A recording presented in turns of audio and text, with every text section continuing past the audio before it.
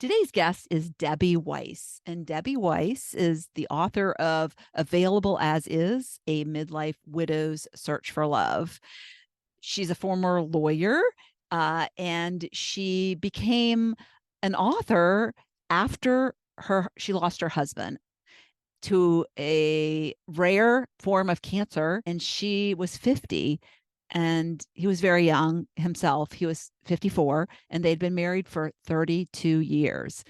So she was a lawyer in the past, and she had retired from law, and she picked up after her husband died and went back to school. She went back to school and she got her master's in writing and became a writer, which she always really had a passion for. And her book describes how she went through the grieving process and started dating again. And she met somebody, and she talks about it in the interview. It's one of the things, and we were talking after we finished the interview, and I wish I had captured some of this on the interview itself. But what I told her is that I see her soul as having expanded so much since her husband passed, that she has been through so much change in a short amount of time since she lost her husband. And although it's been very painful, she has so much going on in her life right now. So her creative juices are flowing, and she is living life to the fullest. She is playing big in life, and thinking about all of the things that will spark her, and is doing them. And it has come with a lot of change and a lot of adapting, and it's been a scary process.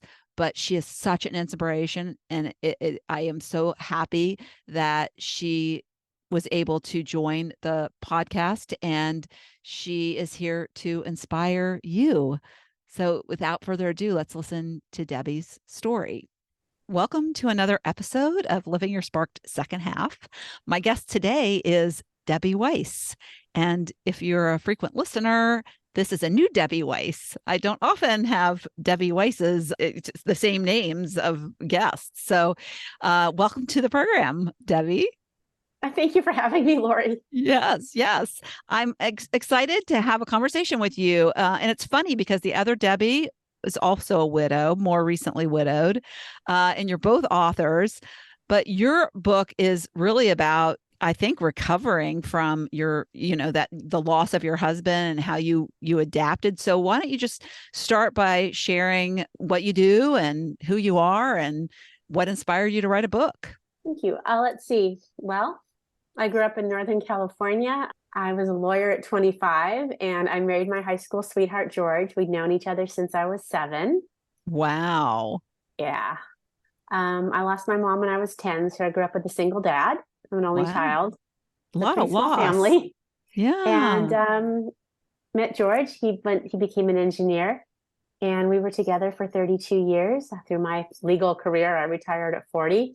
Then when about 2009, he came home from work one day and said that he'd been diagnosed with metastatic male breast cancer, and he passed in 2013. And I was almost 50, and he was 54. How long after he was diagnosed till that he lived? He was diagnosed in 2009, and we had some good years. He passed in April of 2013. Mm-hmm. And that's interesting. I don't think I've heard of male breast cancer, but I haven't heard of anybody who had it. What are the symptoms? Yeah, it's very rare in men. Mm-hmm. I can really only speak to George. In his case, he had a calcified sore on his chest that just didn't seem to heal. And he had thought he injured himself doing something, and he didn't feel sick or anything otherwise. So it was this kind of sore that didn't. Interesting. And I would think that's not the first thing a doctor, if you're a man, looks at or thinks of to check. Yeah. I don't think so. Yeah. So you said you retired at 40 from law? I did. And what was, because that's young. So Yeah. what did you pivot to something else, or what was the? I really didn't. I pivoted to what I always wanted, which was basically I'm an unemployed slacker. I pushed so hard when I was younger And I worked at a very traditional kind of law firm. We billed in 6-minute increments. We had very strict billable hour requirements. I was an insurance coverage lawyer. Wow. And it wasn't the most pleasant work environment, especially for women. And eventually George, my husband, bless him, just said, retire, you're too stressed out. And I always said I'd go back, but I never did. Mm. Well, it sounds like he's a supportive man. It's nice He to have a was. supportive partner. Yeah. So tell me a little bit about your backstory, because if you met when you were 7, when did you start dating? When I was 17 and he was 21. He was 4 years older. We were family friends. His mom and my dad worked together. They were both scientists at Lawrence Livermore Laboratory. Actually, they're both nuclear physicists. It's probably a little unusual. And his mom was very social. So George and I would keep getting thrown together over the years. And, we'd wind up at the same classical music concerts. Our parents were both very big on enrichment. And over the years, we kept getting thrown together until eventually I think it sort of worked. So you had your 4 years apart is the math, right? So you didn't did you go to high school together? You were high school sweethearts, but high school No, for we were you. high school. He was Yeah. my high school sweetheart. Right. He went to a different high school, and being 4 years apart, when we started dating, I was a senior in high school. He was a senior in college. And I hadn't really I was a real geek in high school. So he was my first boyfriend or anything, first person I dated. And so we got together, practically just in time for my senior prom. Yeah. That's cool. I mean, most seniors in college wouldn't go back to a high school prom. So kudos to him for doing that. Yeah, he was really, he was also a little bit of a geek when he was in high school, albeit a more popular geek than I was. And he never went to his prom. So That's cool. thought it was fun to go. Yeah. That's awesome. Yeah. So tell me about, I can't imagine being with one man your whole life, one love your whole life, and then having to deal with that loss and then starting over. And I mean, I would imagine the reaction, and I know it's a process, I'm sure, but I would imagine the reaction was, I don't want to ever date. I mean, I got divorced when I was in my late 40s, and the oddest and weirdest thing was to be called a girlfriend, because I had been married for 25, 20, almost 26 years. And so I liked being a wife. And so to be a girlfriend was just like the weirdest, oddest. I hated it so much. So can you describe that experience and adjusting to life on your own? Well, at first it was, I was just so alone, and I was so lost without George. He'd really taken care of everything. I couldn't even really pay the bills. They were all on his computer, his Wells Fargo account. He knew how everything in the house worked. He'd been an engineer. So we had this really complicated home theater system, and I couldn't even watch a movie barely. I mean, it was ridiculous. He'd been a do-it-yourselfer. Yeah, I can get that. I mean, like the tech stuff. Yeah. Yeah. When something's complicated. Yeah. Yeah. I mean, 2 years later, yes, I was using TurboTax, but it took a while. There was this big learning curve. My dad and I, we grew up together. We used to make a joke when a few things went wrong in the house, would be like, sell the house. And that was kind of how I felt without George. Because when he died, we had a lot of deferred maintenance. So at first I was just kind of trying to put things together. And then I was sort of trying to reach out and figure out how to be less alone. I started dating 14 months after my loss, and that was singularly depressing. And how did you approach that? Because I'm sure there's some listeners who might be looking for love, and any tips that you can provide. I can provide a lot of tips now. I started out by going to a smaller site. It was called JDate. It was for Jewish people, which I thought would be a little less crazy than Match or something. And, graduated from there. I went to some different sites. People it's pretty crazy. I've written about this. So many of the men I met were so disillusioned, and they hadn't processed their losses.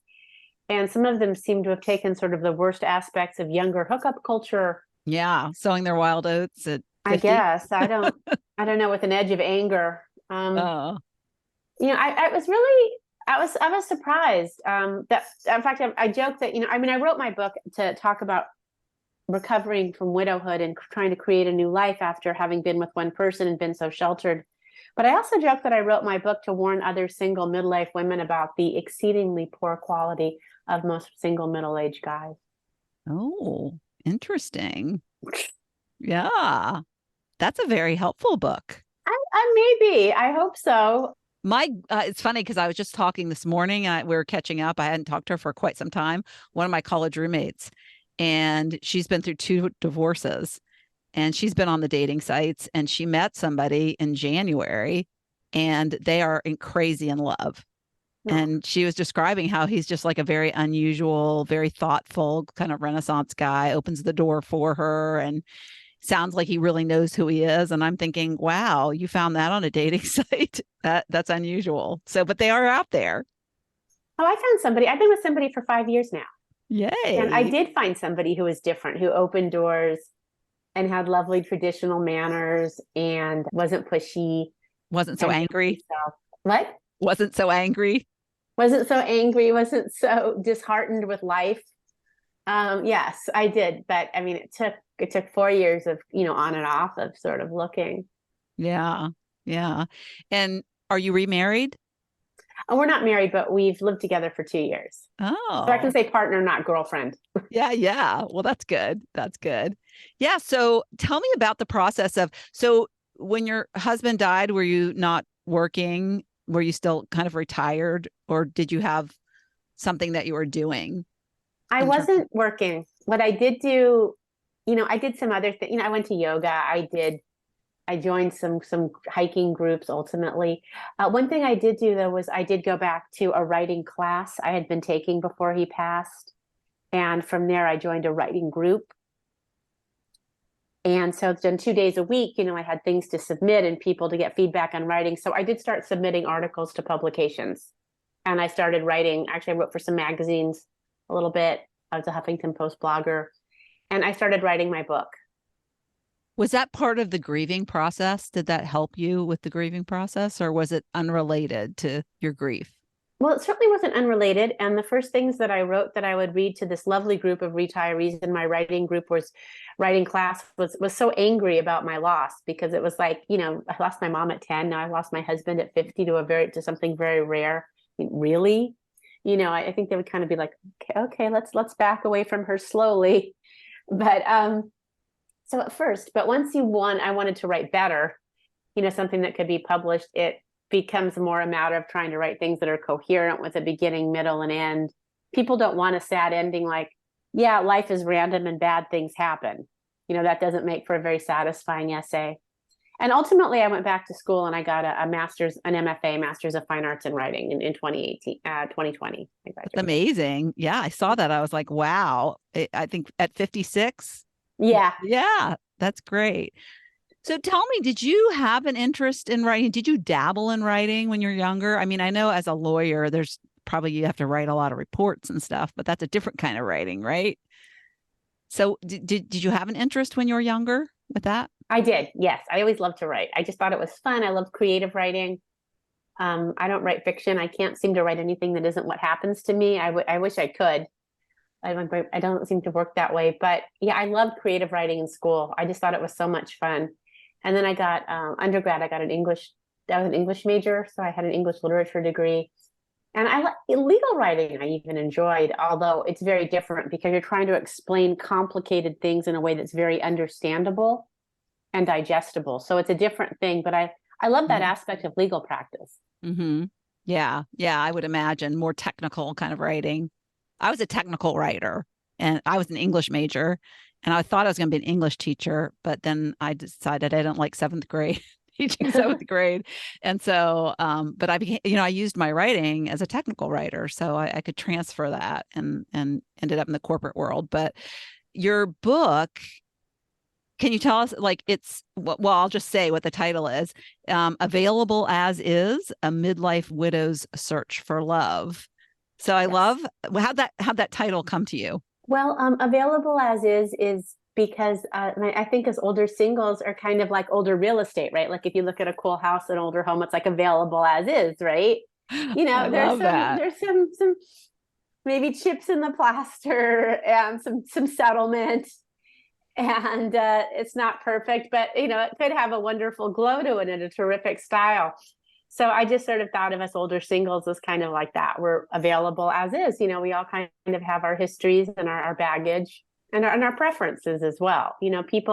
Most people at midlife aren't really, aren't just like, oh, I'm just going to go to another state, or I can just pack up, or I can just, get away from all my connections. That just isn't realistic. Yeah. Yeah. You come with a little bit of a baggage. So yeah, I like that. I mean, I think that's really great. And I love to look at houses. So available. Yeah, I do too. My husband's a real estate broker, so kind of makes it a little fun. Yeah. So in your book, was it the true biography, kind of like how the whole process, or do you just focus on certain areas? What was the kind of focus of the book? Well, it's a memoir. And it starts with my filling out my dating profile for JDate, deciding to date. So it starts in 2014, 14 months after losing my husband and deciding to date again. And then it goes through those experiences. But I also weave in very much what it was like to grow up with a single dad and lose my mom, and some of the difficulties with George's death. He had denial at the end, which was extremely difficult. But it's really funny too, because it also goes through the crazy dating thing, but also finding a voice and finding my own preferences, because I'd never sort of done that before. I'd gone from living with my dad to living with George. And then when I was younger, I was, kind of the yuppie generation. We were just so set on, get through law school, practice law, buy a house, Yeah. So it was very much trying to figure out, well, what do you do now when you've never figured out what you like to do? Yeah. We had those acronyms like, right, DINKS and Oh yeah. Yeah. We were dinks. We were dinks. Yeah. Double income, no kids was that. I know there were other ones, but yeah. And I remember priding myself on being a multitasker and being able to do it all, which totally ended up burning me out. But yeah, until you actually go through it and experience it, you don't really, it sounds all good on paper and in acronyms, but then reality hits, right? Yeah, exactly. It's just this very compartmentalized, very stressy kind of life. I admire kind of younger generations because I think they're past that. Yeah. Yeah. Yeah, that's true. Yeah, so I have a few questions to ask you, because I think my listeners, I mean, these things would be relatable. And of course, you talked about you have some tips. So I'd love to hear if you have any of those dating tips. But again, it sounds like your book has some of that stuff in it. It does. It's not really like a dating instruction manual, Right. because God knows I did everything all wrong. Yeah. All wrong. I All bet your wrong. profile's hilarious. Did you journal during that process? I journaled, I wrote short vignettes, and that was kind of cool because I went back to writing class about 4 months after losing George. And so I was writing short pieces during the whole mess. So when I wrote the book, I had all these shorter things, badly written, but much shorter pieces that I could put together. So I had very clear things, because I wouldn't have remembered, some guy's terrible mustache or hideous phrase or Yeah. God knows what. Yeah. So all of you out there who are dating, there's a potential book, but just make sure you journal about stuff. Just document your pain. Document stuff. Yes. Yeah, document your pain. That's good. Yeah.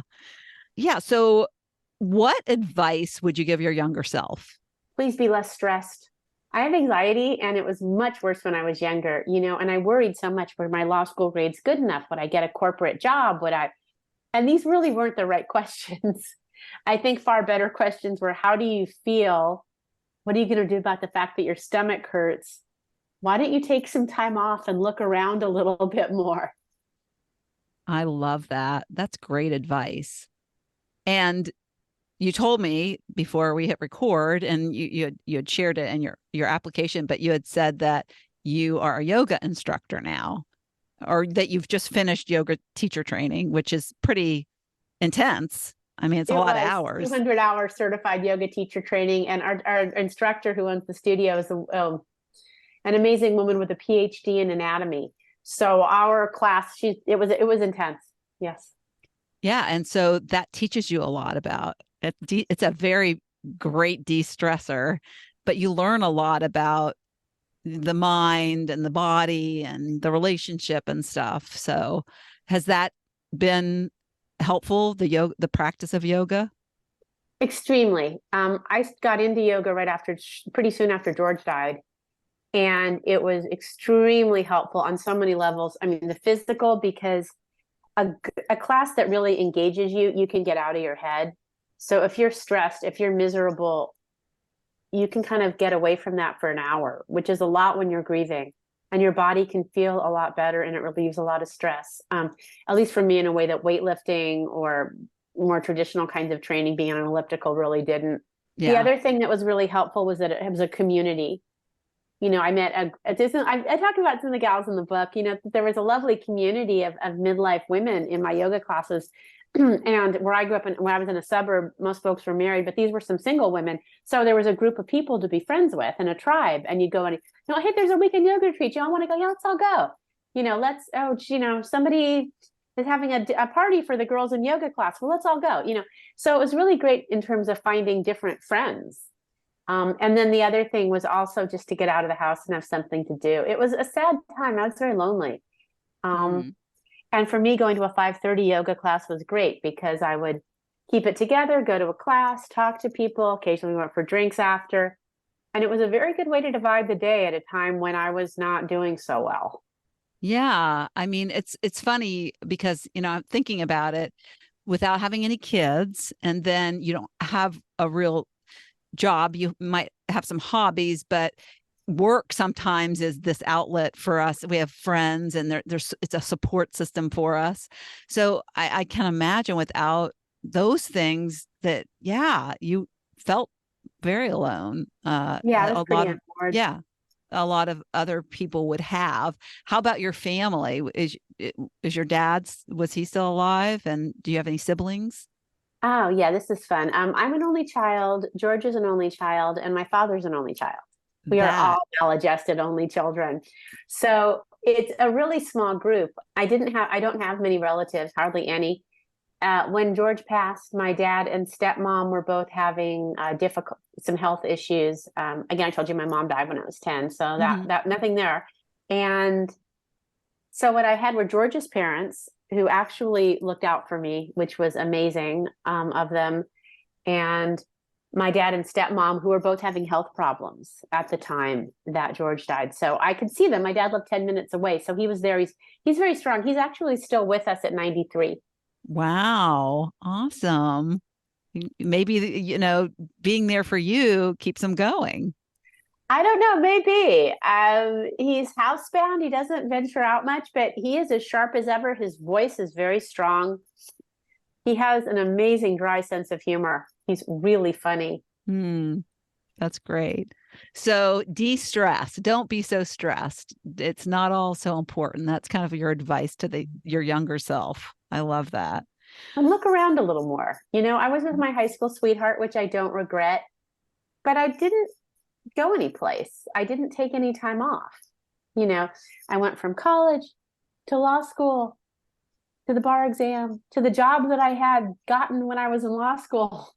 And I wished I'd kind of looked around a little. And when I didn't like this very traditional kind of legal practice, kind of said, okay, well, what else do you want to do? I feel like by the time I quit at 40, I was just so sick of law in general and lawyers, and particularly male lawyers. I just hated the whole concept. But legal training is actually pretty cool. And I kind of wish I'd, at least I want to say to ex-lawyers, look around a little sooner before you hate it. Yeah. Yeah. I think nowadays there's a lot more, this is what the job's going to be like. There's more like internships where you can experiment, where glamorize all these jobs, and then you get in them and it's like, what? So I like that there's more of those opportunities for people now. So my next question is, what is the scariest thing that you've ever done, and why was it scary? See, I don't know if you can tell, I'm a very cautious person. Um, recently, I'll skip with recent. I mean, the scariest thing I've ever done is try to create a new life after George died. But that's a huge category of things. The scariest thing I've done recently was doing yoga teacher training, in the middle of which I turned 60. And I'm a verbal person. If you told me, like, I teach writing classes. So if you said, go teach a writing class, I'll do that. I teach nonfiction, but I can do that just, not in a college or anything, but, I've done a little of that. But yoga teacher training scared me because I'm not real physical, and I didn't do well memorizing physical sequences, adding in breath. You have to add your own playlists. My idea of music ended in the 90s, and I don't have playlists on Spotify. That's just not me. So it was just all new, and it was with all, and it's intense. You do a group presentation at the end, you teach a class. So all of that was really outside my element. And, there's folks in the class of all different ages. We had the ages range from 20 to 60. And so doing that for me was kind of scary. I felt very out of my element. So what made you want to teach if I don't want you, to teach. oh, you don't want to teach? I don't So, want to do that. Actually, I really love yoga, and I wanted to deepen my practice. I wanted oh, to, and I wanted to also, I'll be honest, promoting my book wasn't what I wanted it to be. Being an indie author, trying to make a book successful was somewhat disheartening. So I wanted a new project, and I wanted something that might spur my creativity. And one thing I love about yoga is it's got all this mythology, and you add in Ayurveda, and you add in chakras. So I was looking for something that would kind of spark my creativity to do something new. And also I might want to teach yoga with writing. So it would be pretty low level yoga, but using yoga and writing together to like work with people's emotions, that type of thing. So that was another reason to do it. oh. So you really had to push out of your comfort zone because, sometimes I think, the things that scare us, we really want to do, but things that we don't necessarily want to do will scare us a lot. And Yeah. that's good that you pushed through that because you couldn't get certified unless you did that. And I had to do it. Yeah. No, it was good. I mean, so I had a bunch of reasons, but Mhm. the place where I took my classes and all, they're very interested in having expanding beyond yoga into kind of wellness and other things and sort of brain health stuff. So they were, I think they're interested in having me do some teaching with writing, maybe for emotions, maybe for creativity, with some stretching and movement. Oh, I love that. So you're combining it. Yeah, You're creating something new and blending it. That's great. yeah, I'd love to do that. Yeah. So I do solo episodes, and my last episode was something I'm curious if you something comes up for you when I ask you this. So it was about choosing faith over fear. So it kind of Hmm. aligns with the scary conversation. Can you think of a time? Because I found this later in life to be so true that if you and we tend to predict the worst, and so we don't do it. But if you just believe that the worst isn't going to happen, believe the universe has your back and you'll be taken care of, and just move forward. So have faith. Can you think of like where that has where you've seen that come true in your life, where you're just like, okay, I'm just going to have faith and not think of worst case and just push through this? That makes sense. I'm a pessimist, so I mean, my partner is a universe provides. I tend to do things a little differently, which is look at something from a worst case scenario. Like, what's the worst thing? And it's like, Yeah. well, you'll drop out, you'll lose the money you spent on this, but you could afford it or you wouldn't have done it. So that's your worst case. But I haven't dropped out of things. I got the MFA, I got the teacher. So I look at that way. But in general, the biggest thing for me with the universe, kind of it worked, was, and this is, a 10-year journey, was when I lost George. And I really thought, I'm not going to have a good life. I mean, here I am, I'm isolated. I've lived in the same place for 27 years. I know so few people. I don't know how do you create things?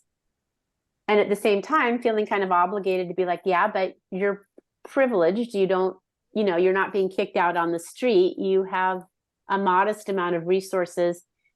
You're very lucky. You should be grateful, and you need to be working with that. And so for me, it was just kind of moving forward to kind of make connections and do things and say, okay, we're going to go on the big hiking trip. You're not going to die. You're not going to, I have vertigo. It's like, you can make it up this close, you can do this.